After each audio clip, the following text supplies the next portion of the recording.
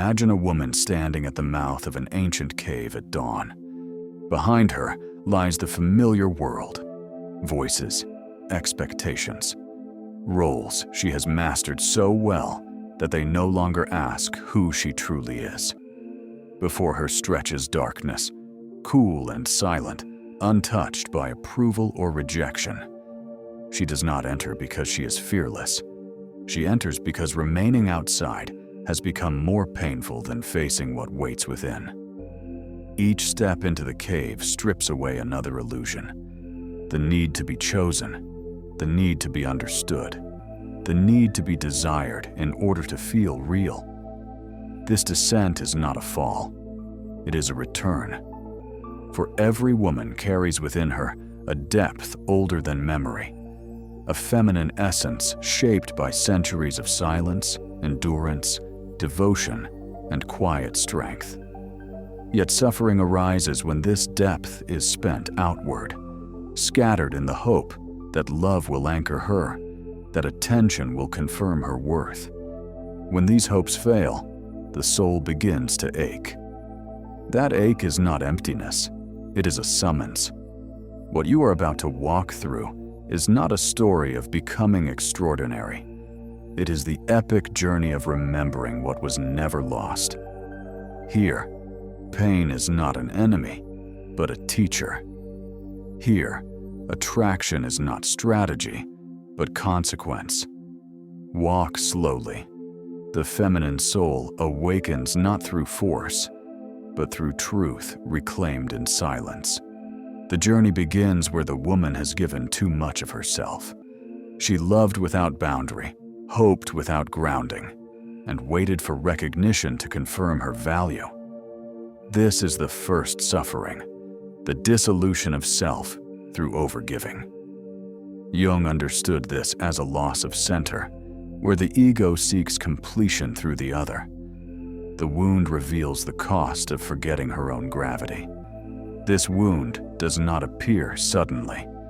It forms quietly, through repetition, through moments when she silenced her instincts to preserve harmony, through times when she sensed discomfort, imbalance, or neglect, yet remained, believing patience would be rewarded.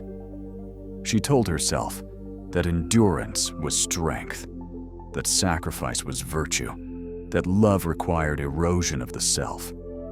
Slowly, almost imperceptibly, her inner axis began to weaken. She still moved, still spoke, still loved, yet no longer from her center.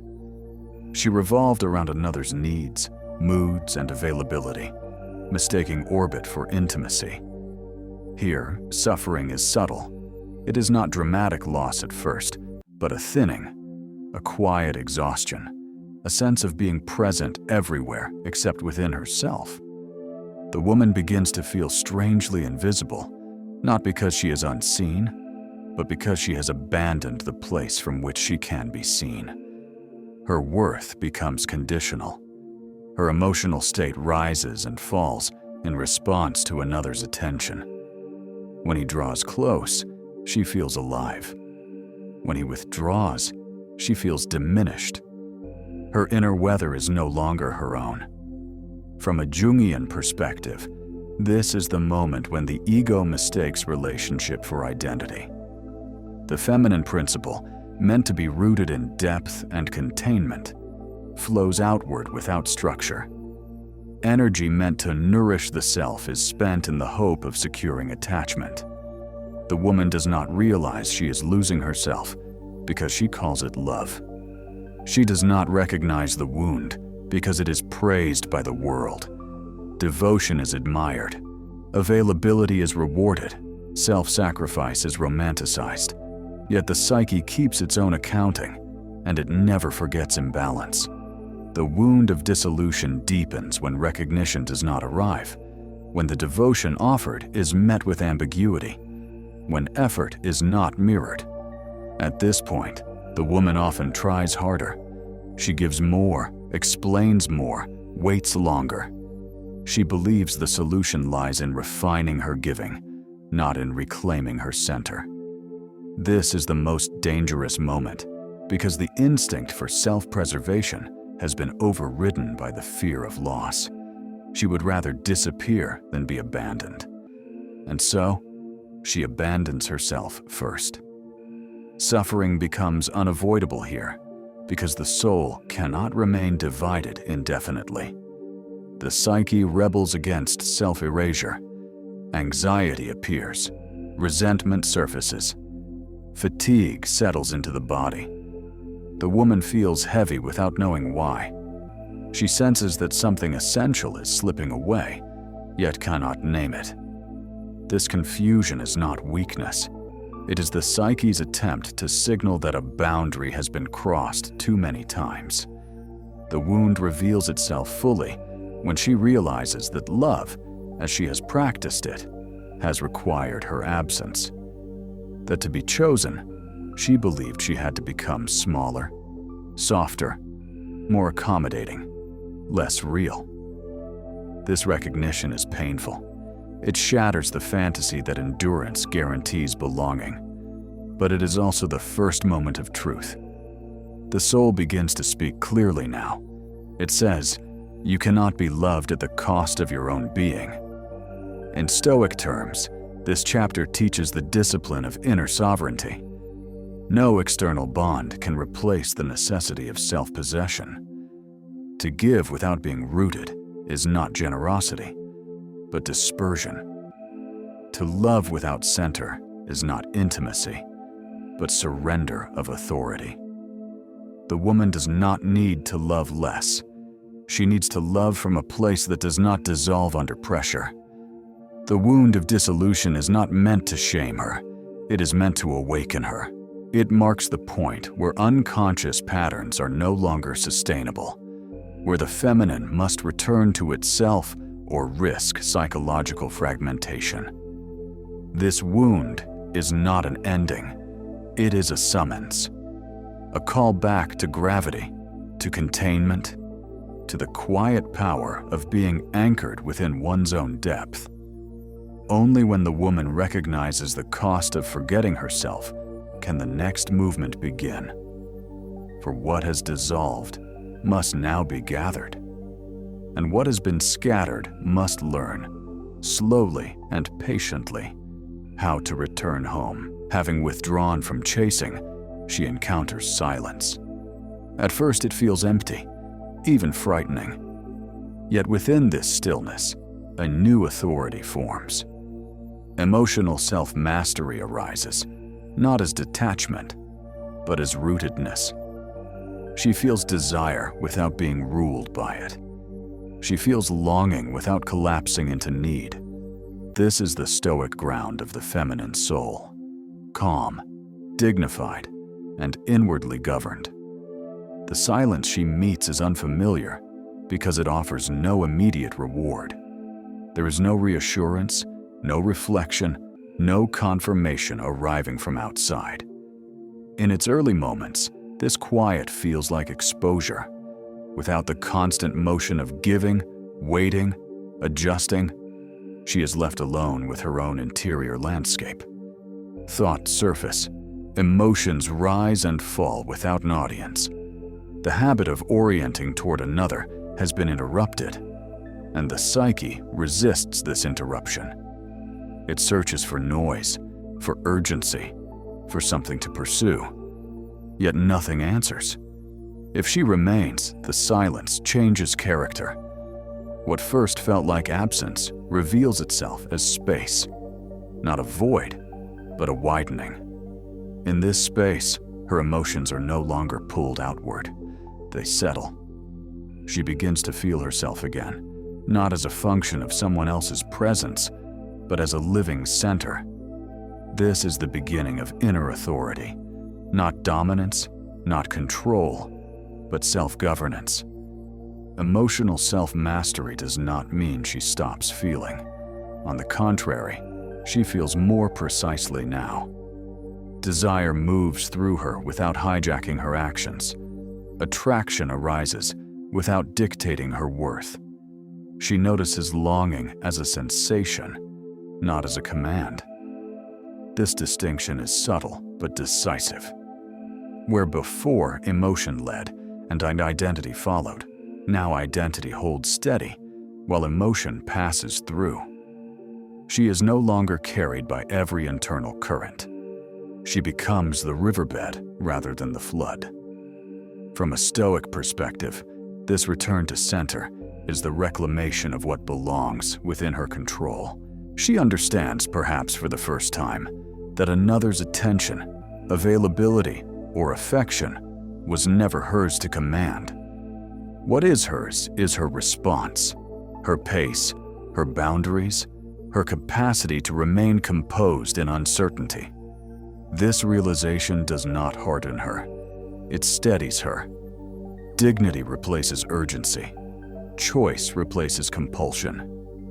In this stage, she begins to experience a new kind of strength, the strength of not reacting. When a message does not arrive, she does not rush to fill the gap with interpretation. When distance appears, she does not immediately close it with effort. She observes. She allows.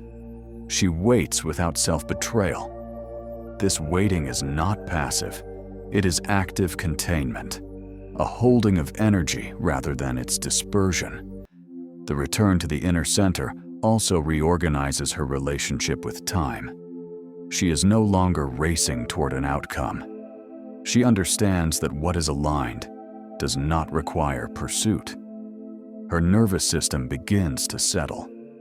The constant vigilance that once accompanied attachment loosens its grip. In its place arises a quiet confidence, born not of certainty, but of self-trust. She trusts that she can endure absence without disappearing. She trusts that she can desire without losing herself. This rootedness is perceptible, even when unspoken. Others feel it in her presence. There is less urgency in her movements, more deliberateness in her words. She does not over-explain. She does not rush to be understood. She speaks from within rather than outward. This inward orientation subtly alters every interaction. She is no longer reaching toward others to anchor herself. She stands anchored, and others must approach her ground. The Stoic ground of the feminine soul is not cold. It is warm but contained. It is open but not exposed. She remains capable of tenderness, intimacy, and depth. Yet these qualities now arise from fullness rather than need. Her generosity becomes selective. Her availability becomes intentional. She understands that energy conserved becomes presence, and presence is more powerful than pursuit. The woman no longer mistakes intensity for connection, nor absence for rejection. She learns to remain with herself in moments that once triggered collapse. This endurance is not dramatic. It is quiet, but it is transformative. For the soul that can remain centered in uncertainty has crossed a critical threshold. What was once scattered begins to gather. What was once reactive becomes responsive. The inner center, long neglected, strengthens with each moment she chooses not to abandon it. And from this center, a new way of relating to the world will soon emerge. Not driven by fear of loss, but guided by an unshakable sense of inner gravity. Within every man lives an image of the feminine he cannot name. When a woman is whole, she awakens this image without effort, not by performance, but by presence. She becomes a mirror in which he encounters his own depth, his longing, his unfinished self. This is where fascination is born, not from what she does, but from what she activates. She is no longer perceived merely as a person, but as a symbol. And symbols are never forgotten. This awakening does not occur through intention. It arises when the woman no longer seeks to be seen in a particular way. Freed from the impulse to impress, persuade, or secure, she stands as she is. And it is precisely this non-striving that touches the unconscious. The man does not experience her only through his senses, but through something deeper, older, and less rational. He feels stirred without understanding why. Language fails him. Logic withdraws. What moves within him belongs to another realm.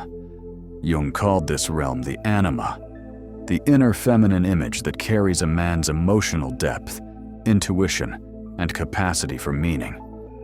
When unintegrated, it remains dormant, projected outward onto women who seem to embody what he lacks. The woman who has returned to her center unknowingly becomes such a vessel. Not because she offers herself, but because she no longer interferes with the projection. Her wholeness provides a clear surface. His psyche fills it. In her presence, the man encounters himself. His tenderness, his vulnerability, his yearning for connection surface without invitation. He may feel elevated, unsettled, inspired, or exposed. He senses possibility, but also risk. For to be near a living symbol is to be confronted with one's own incompleteness. This is why fascination often carries both desire and unease. He is drawn not only toward her, but toward what she awakens within him. The woman does not control this process, nor should she attempt to. The power of the mirror lies in its neutrality. The moment she tries to shape the reflection, the image fractures. True projection requires stillness. It requires that she remain anchored in herself, neither advancing nor retreating, neither explaining nor correcting. She allows the other to see what is already there. This is where many misunderstand attraction. They believe fascination is created through novelty, strategy, or display. Yet the deepest fascination arises when the unconscious is stirred, when the familiar patterns of interaction fail to explain the intensity of feeling. The man may say she is mysterious, though she hides nothing. He may say she is different, though she behaves naturally. What he is sensing is not difference, but depth. To be perceived as a symbol is not to be idealized in the superficial sense. It is to be experienced as meaningful. Symbols carry weight because they point beyond themselves. The woman in this stage is no longer merely an object of desire. She becomes a threshold, a reminder of something lost or unrealized within him. And because this reminder comes from within, it cannot be dismissed. This dynamic must be approached with discernment. Projection can lead to growth, but also to confusion if unconscious. The woman who understands this does not take responsibility for what is awakened. She does not attempt to rescue, complete, or guide the man through his inner encounter. She allows him to wrestle with what has emerged. This restraint is not indifference. It is respect for the psyche's process. Her role is not to fulfill the projection, but to remain real, to stay grounded, embodied, and self-contained.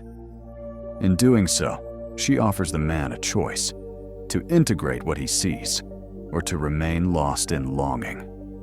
The outcome depends not on her actions, but on his capacity for inner work. Thus, fascination deepens not through escalation, but through restraint.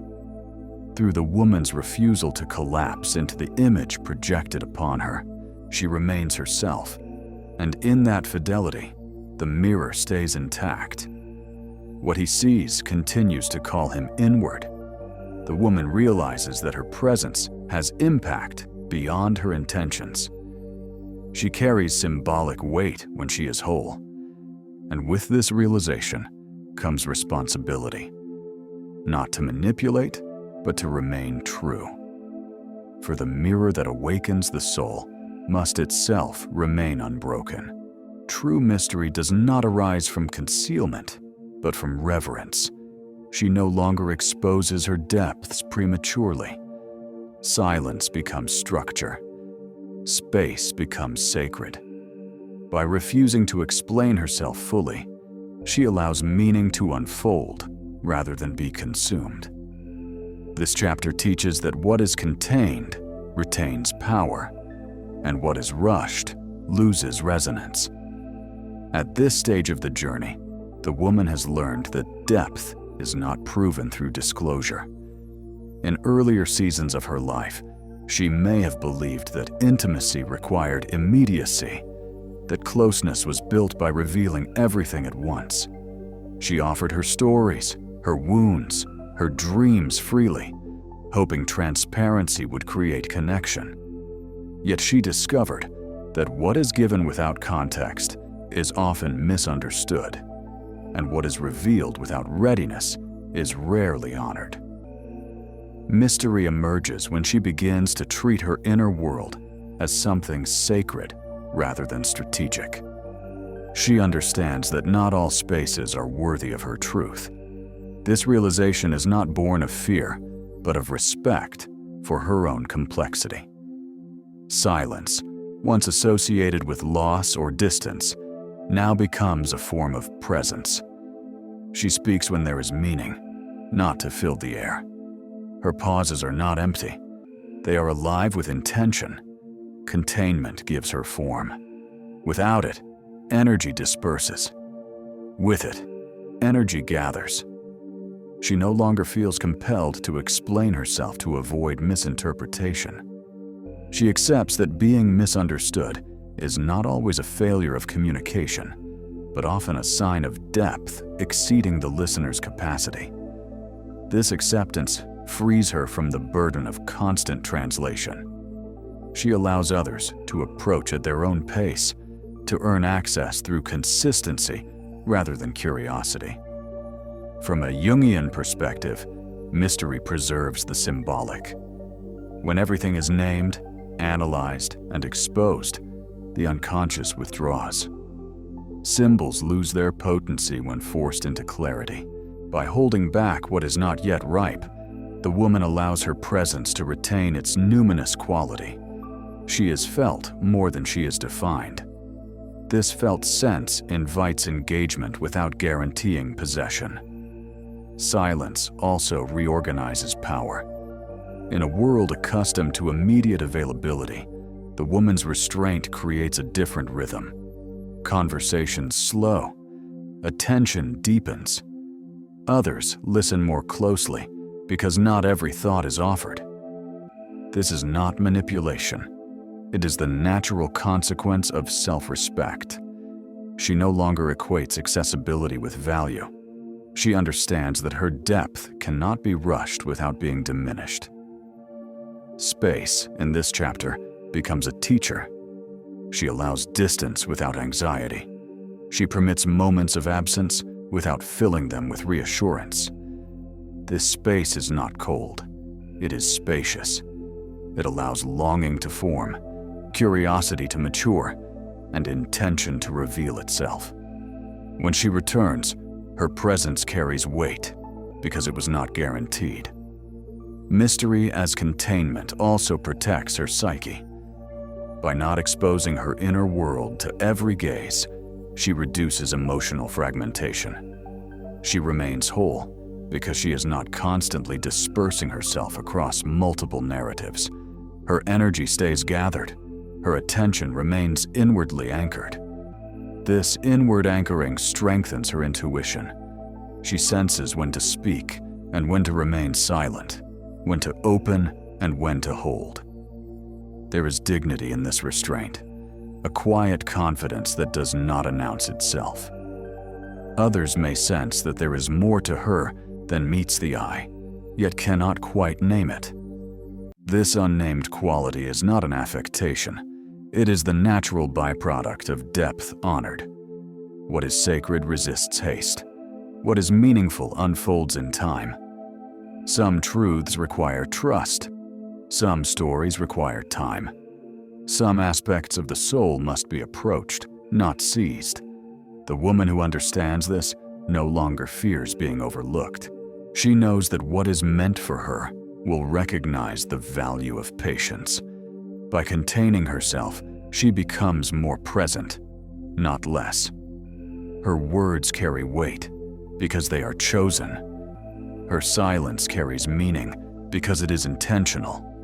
She does not withdraw from connection. She refines it.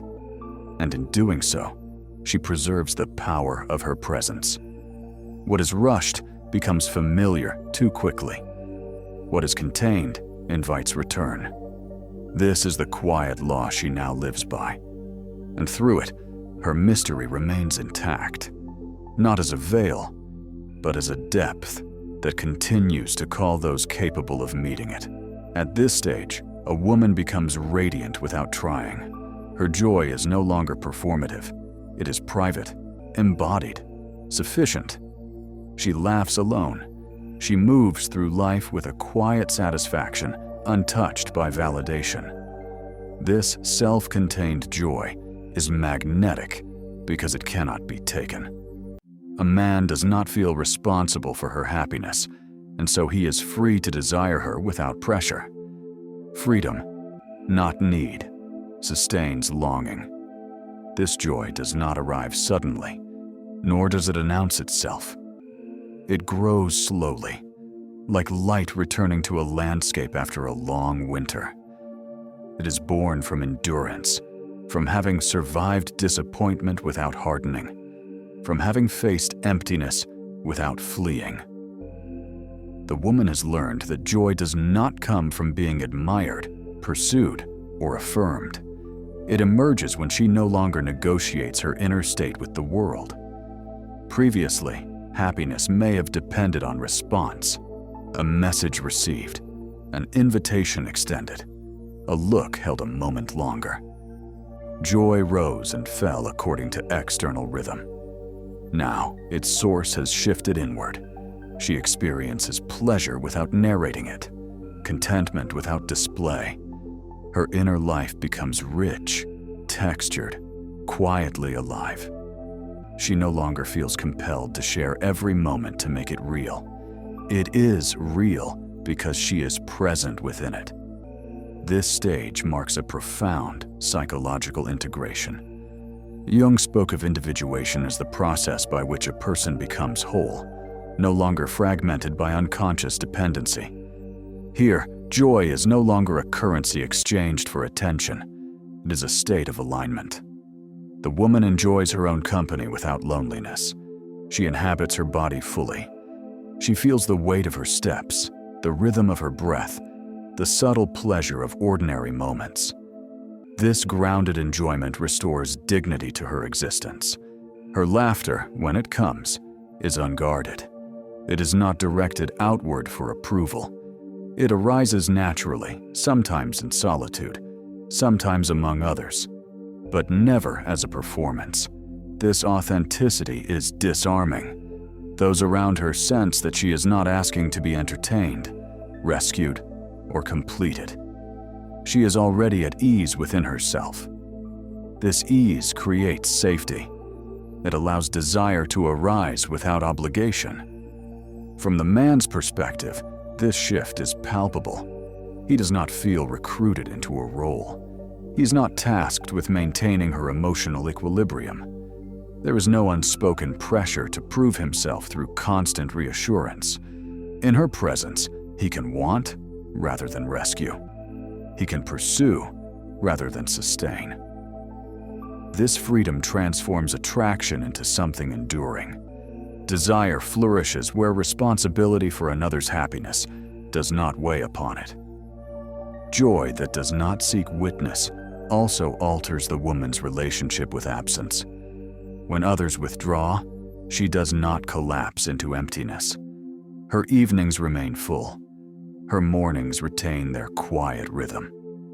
She may miss, she may long, but she does not lose herself. This continuity is essential. It signals psychological maturity. Her happiness is not fragile. It is resilient because it is rooted. This joy is not naive. It does not deny pain or difficulty. Rather, it coexists with them. The woman understands that sorrow and pleasure are not opposites, but companions in a meaningful life. She allows herself moments of heaviness without interpreting them as failure. She permits joy without suspicion. This balance creates emotional depth rather than volatility. There is also restraint in this joy. She does not broadcast it to provoke envy or reassurance. She protects it. What is precious is handled with care. This restraint gives her joy a quiet luminosity. Others may notice it, but it is not offered for consumption. It remains hers, and because of this, it remains alive. In Stoic terms, she has learned to take pleasure in what is within her control, her attitude, her presence, her engagement with the moment.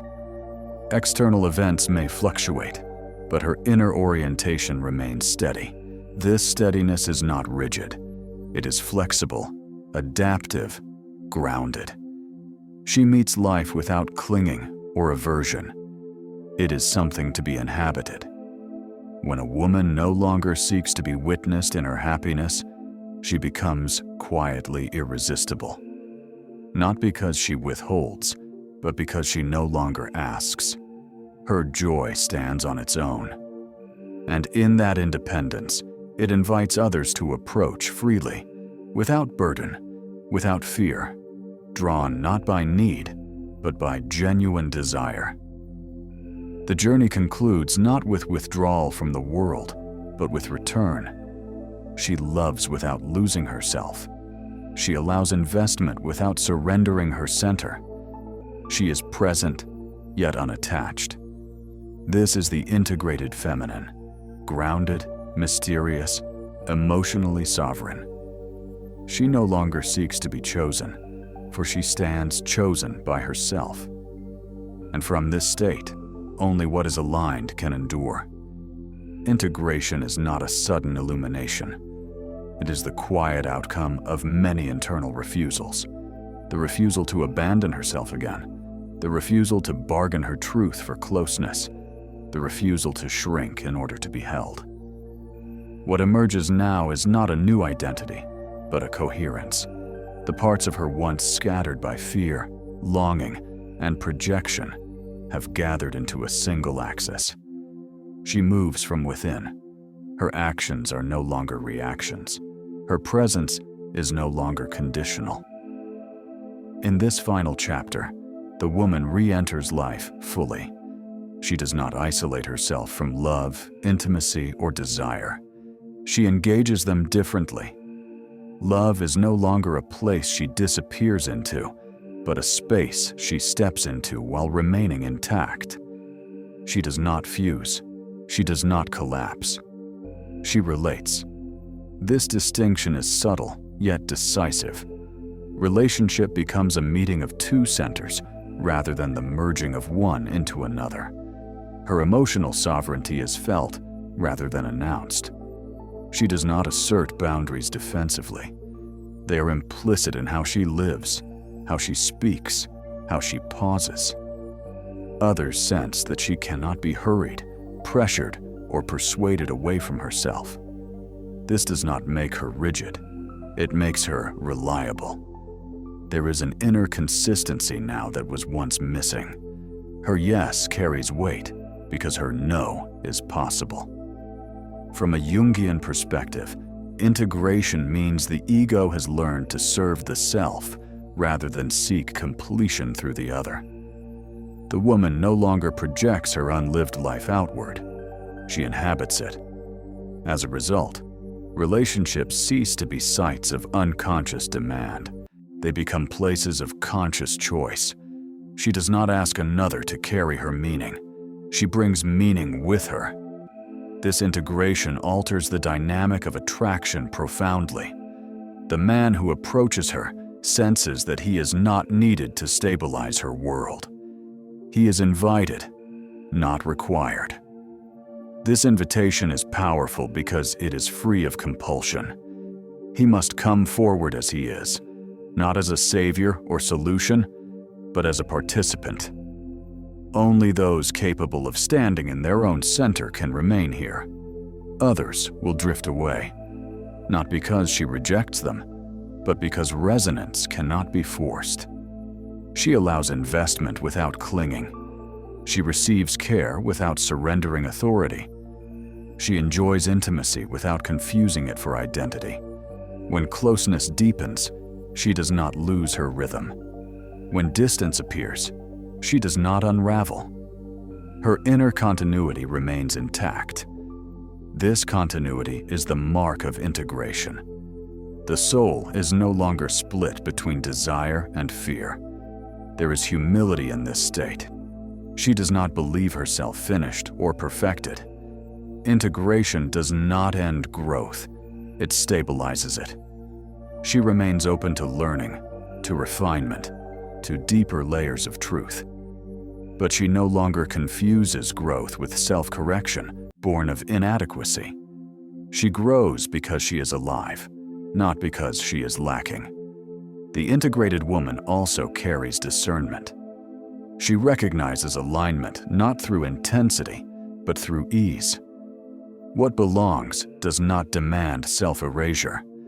What endures does not require constant negotiation. She trusts this knowing because it has been earned through suffering. Her past has taught her the cost of ignoring herself. She does not need to repeat the lesson. In Stoic terms, she has accepted what lies beyond her control and mastered what lies within. She does not attempt to secure outcomes through anxiety. She acts with intention, then releases attachment to results. This release is not indifference. It is confidence in her capacity to remain whole regardless of outcome. Fate may move as it will. She stands. The woman who has integrated walks the world quietly changed. Her presence is calm, her gaze steady, her movements deliberate. She does not need to convince anyone of her worth. It is evident in how she inhabits herself. Those who encounter her may not immediately understand why she lingers in their thoughts, but something in them recognizes the truth she embodies. That wholeness is not loud, not demanding, not urgent. It is composed. This is the end of the journey as a path, and the beginning of the journey as a way of being. She does not retreat into solitude, nor dissolve into union. She remains herself, in the world, awake. And from this ground, love may come or go, but she does not.